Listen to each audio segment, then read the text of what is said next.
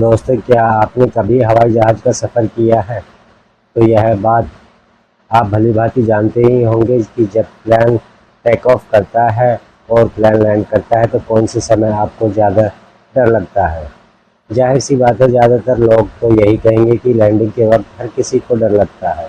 जो लोग प्लेन में बैठे हैं उनके लिए बताता हूँ कि आपने कभी न कभी झूला तो ज़रूर झूला होगा। जब हम झूले में ऊपर की ओर जाते हैं तो हम इतना डर नहीं लगता, लेकिन जैसे ही झूला अपनी हाइट ऊंचाई से नीचे की ओर आना शुरू करता है तो हमें उल्टी सी आने लगती है। हमारे साथ कुछ अजीब सा होने लगता है, हमें डर लगने लगता है। ऐसा ही होता है अंतरिक्ष यात्रियों के साथ भी जब वह अंतरिक्ष में जाते हैं। ये बात तो आप जानते ही होंगे कि समय समय पर अंतरिक्ष यात्री स्पेस में जाते रहते हैं, लेकिन क्या आप यह जानते हैं कि किसी भी एस्ट्रोनॉट्स का अंतरिक्ष में जाकर वहाँ एक्सपेरिमेंट करना तो आसान है, जबकि सबसे खतरनाक वहाँ जाना और फिर अंतरिक्ष से वापस आना उससे कहीं ज़्यादा खतरनाक होता है। इसलिए आप यह सोचने की गलती बिल्कुल मत करना कि आप अंतरिक्ष से आसानी से पहुंचकर वापस आ सकते हैं। यह सफ़र इतना खतरनाक और डरावना होता है कि इसमें आपकी जान भी जा सकती है, और सबसे बड़ी बात, इसमें कंट्रोल आपके हाथ में बिल्कुल नहीं होता। जो कुछ हो रहा है उसी को बस होने देना है। शायद आप यह नहीं जानते होंगे कि कल्पना चावला, जो अंतरिक्ष में जाने वाली पहली भारतीय महिला थी, जब उनका अंतरिक्षयान पृथ्वी पर आ रहा था तो उनके साथी का हादसा हुआ था, जिस कारण कल्पना चावला उनके साथ बैठे अंतरिक्ष यात्रियों की मौत हो गई थी। नासा इस बात को कभी नहीं बताता, लेकिन खबरों की माने तो कल्पना चावला और उनके साथियों की मौत की वजह अंतरिक्ष यान के इंजन में खराबी थी। उनके स्पेसक्राफ्ट में एक होल हो गया था और ये बात नासा ने उन्हें नहीं बताई थी, और अगर नासा ने ये बात बता देता तब भी लोग डर जाते और कल्पना अपना काम सही से नहीं कर पाते और वो मिशन पूरा नहीं हो पाता। आइए फिर से जानते हैं कि किन किन खतरों का सामना करना पड़ सकता है आपको अंतरिक्ष से वापस पृथ्वी पर आते समय। दोस्तों, सबसे पहले आपको ये जान लेना जरूरी है कि अंतरिक्ष से रॉकेट वापस नहीं आता, बल्कि उसकी जगह पर स्पेस क्राफ्ट यानी अंतरिक्ष यह वापस आता है। रॉकेट और स्पेसक्राफ्ट दोनों अलग अलग होते हैं। रॉकेट वो है जो न्यूटन के तीसरे नियम का काम करता है और किसी भी चीज़ को विपरीत दिशा में गति प्रदान करता है। अंतरिक्ष में जाने के लिए रॉकेट और स्पेसक्राफ्ट दोनों जरूरी है।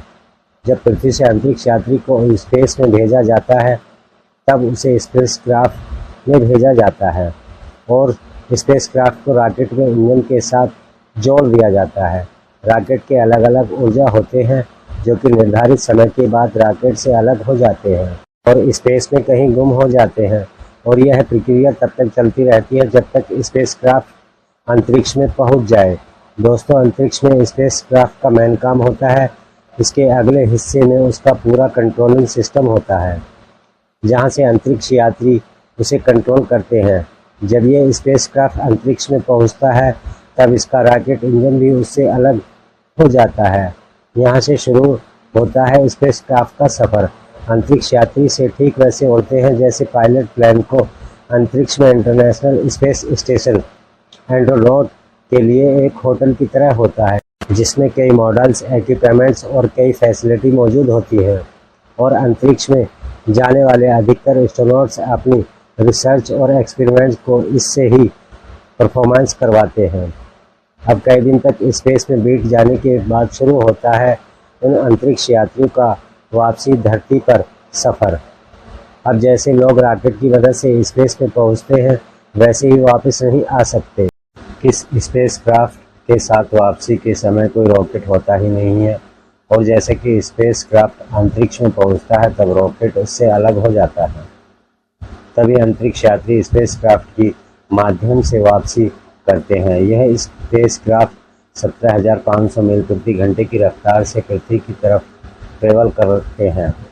स्पेसक्राफ्ट पृथ्वी के चारों ओर चक्कर लगाता हुआ इसके वायुमंडल में प्रवेश करता है।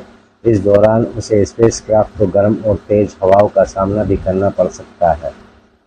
और दोस्तों, ये हवाएं इतनी खतरनाक होती हैं जिसके दबाव और गुरुत्वाकर्षण के कारण स्पेसक्राफ्ट जलकर राख भी हो सकता है।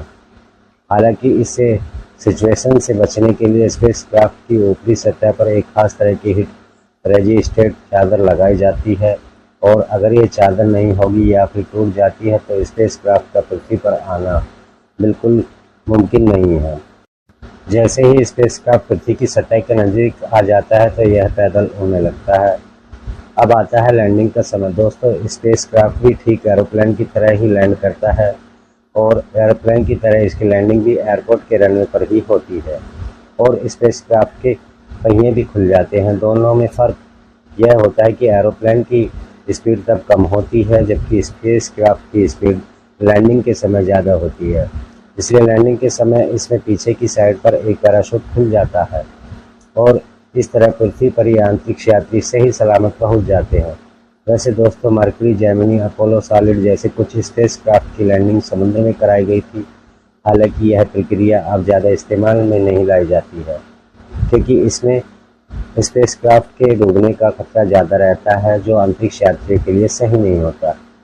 दोस्तों, क्या आप जानते हैं कि जब अंतरिक्ष यात्री स्पेस में जाते हैं तब उन्हें सफ़ेद रंग का स्पेस सूट पहनना होता है, लेकिन जब भी वापस पृथ्वी पर आते हैं तब उन्हें ऑरेंज रंग का स्पेस सूट पहनाया जाता है।